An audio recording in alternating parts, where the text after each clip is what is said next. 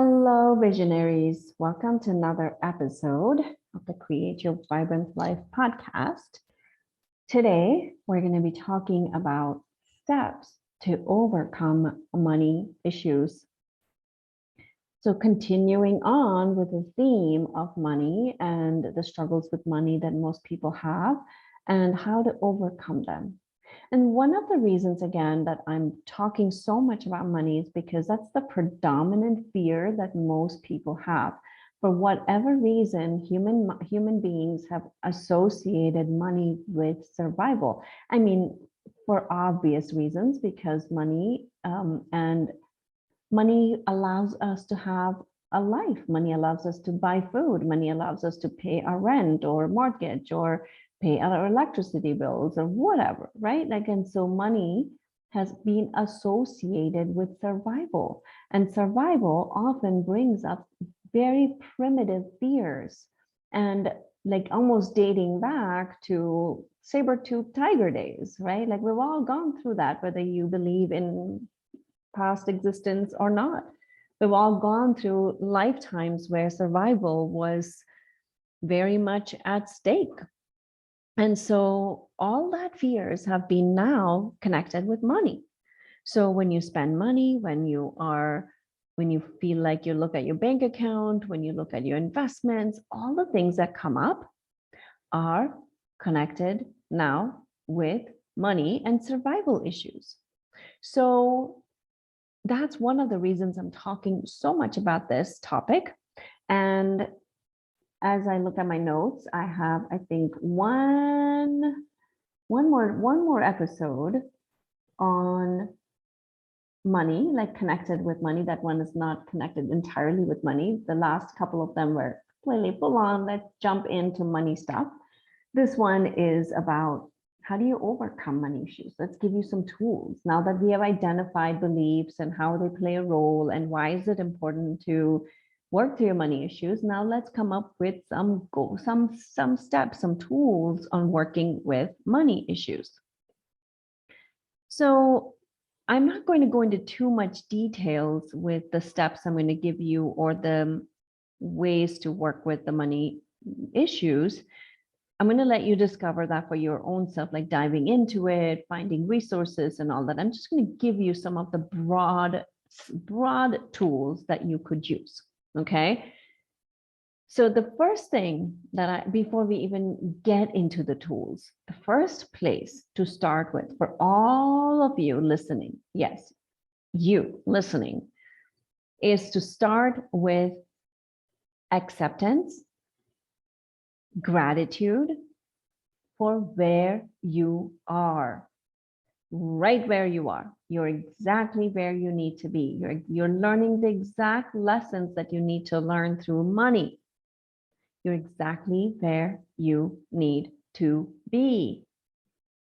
Okay, so the first step is acceptance. What we often do, this is where a lot of the tension comes in, because we start to resist where we are. We start to get into, what's the word? We get into conflict about where we are. I should be somewhere else. I should be higher up. I should not be having these money issues. I should be making more money. I should not be spending so much. Blah, blah, blah, blah, blah, blah, blah. Yes, it's only blah, blah. It is blah. First step is just accepting, okay, these are my problems. This is where I'm struggling. This is what's going on for me. That's okay. This is where I'm at. Fine. It's okay. I'm exactly where I need to be. Have love and compassion for yourself. Because when you practice radical acceptance, things start to open up again. Like again, it loosens that grip that it needs to be one particular way.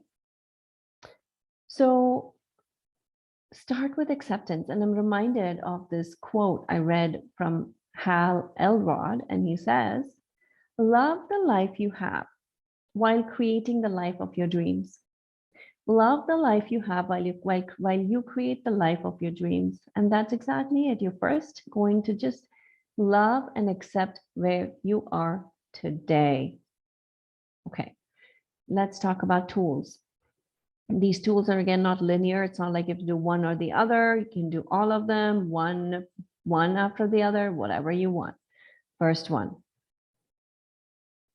hypnosis or reprogramming your subconscious mind is one of my favorite tools to work with money issues, because the subconscious mind does not know the difference between real and imagined. For your subconscious mind, everything is true, especially until the age of 7 or 8. Whatever you have seen, think about it as having been imprinted onto your brain. So which means whatever you were exposed to, especially about money until that age, is now part of your subconscious. And so you have to reprogram your subconscious mind. There are many, many different methods of reprogramming. One of my favorite tools is hypnosis. There are other tools as well. You can use meditation, you can use visualization, you can use other methods for reprogramming your subconscious mind, but that is one of my favorite things that I recommend. Okay.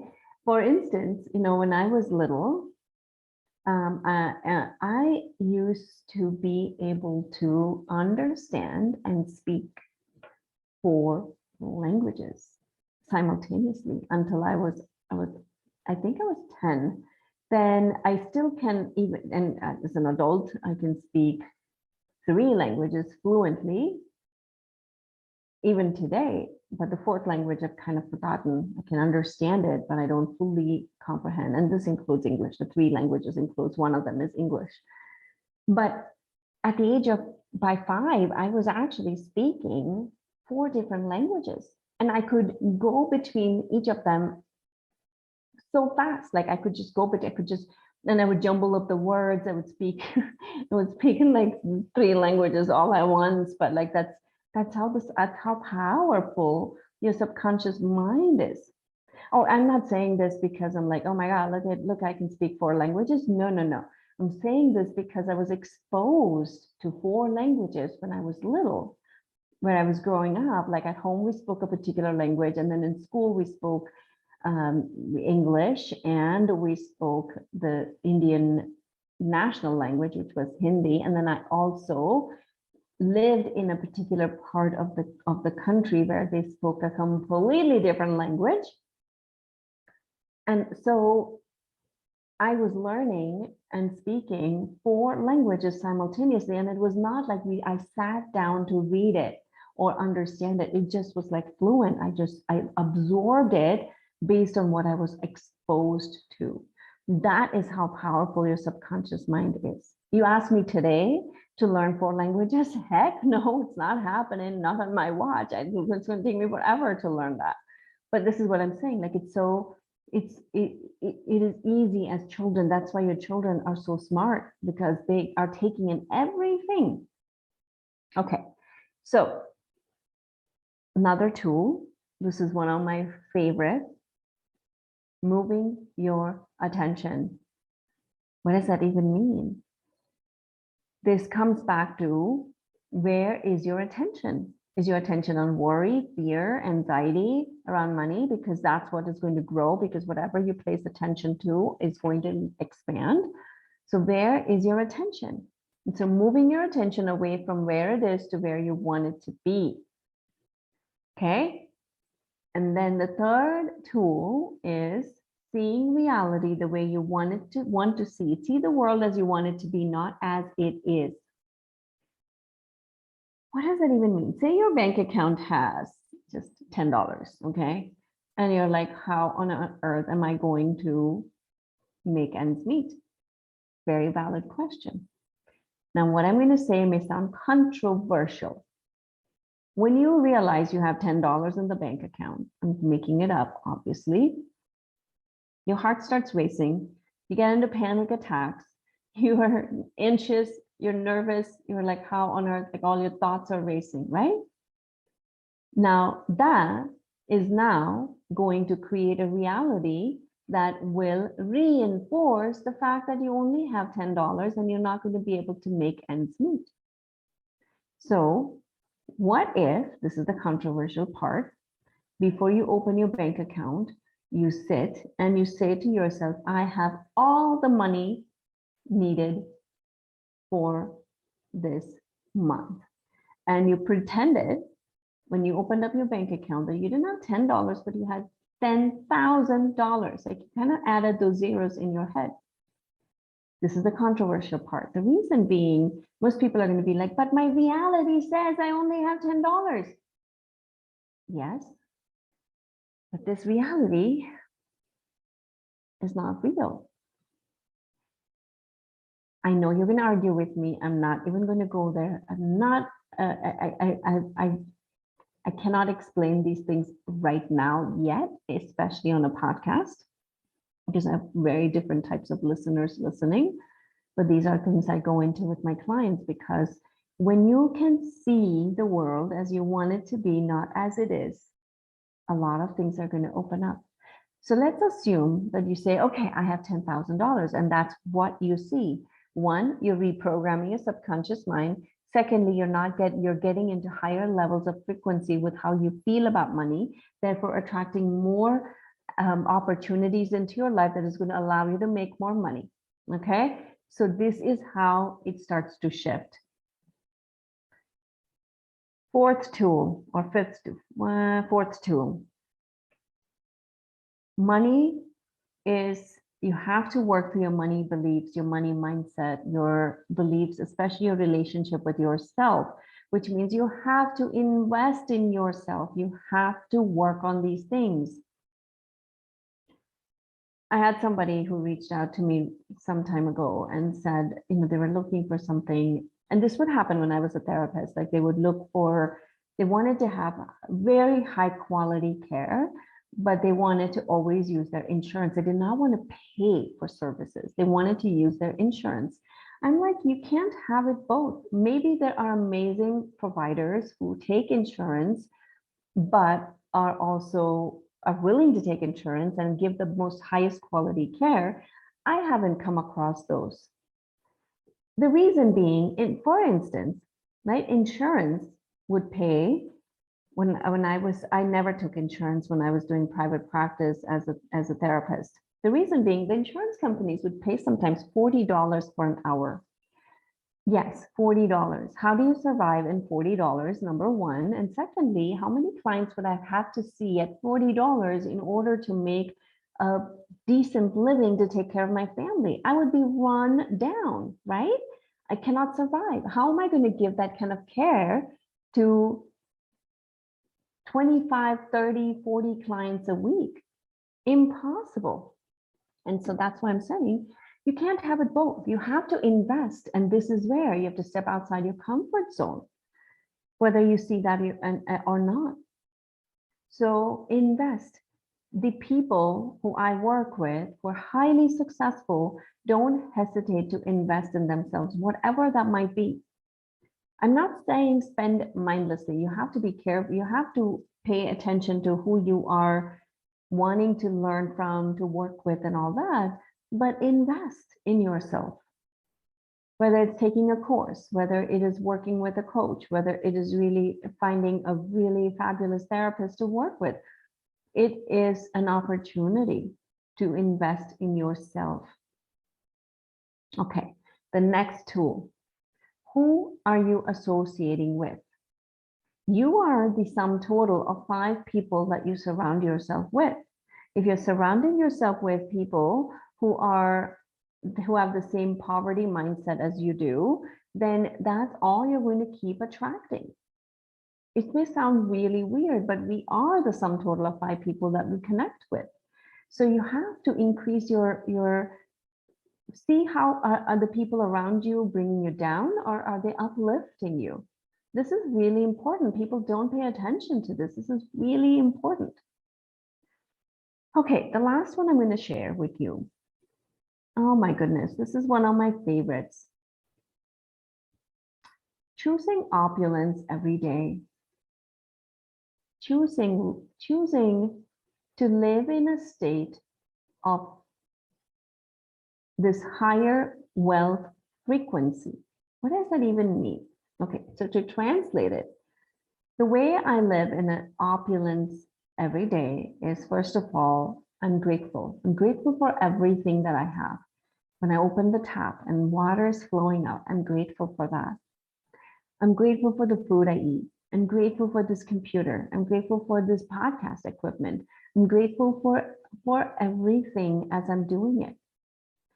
And the way I live in opulence is giving. I give a lot. Like when the cleaners come, I give them extra. I give the other day I went to get my nails done, and this really beautiful man, he's